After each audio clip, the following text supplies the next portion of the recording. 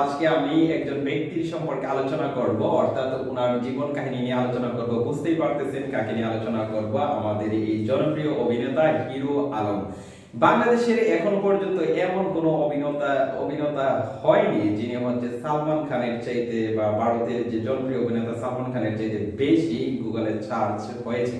তো সম্প্রতি আমরা জানতে পেরেছি যে ইয়াহুর এক রিসার্চে বা জরিপে বলা হচ্ছে যে 2016 সালে একটা সময় ভারতীয় জনপ্রিয় অভিনেতা সালমান খান, যেনাকে সবাই চিনেন, সবাই ভালোবাসেন, ওনার চাইতেও সার্চ রেজাল্টে মানে সার্চে বেশি গুগলে অনুসন্ধান করা হয়েছে আমাদের এই বাংলাদেশের একজন অভিনেতা, যেনাকে আমরা হিরো আলম নামে জানি শুনি সবই।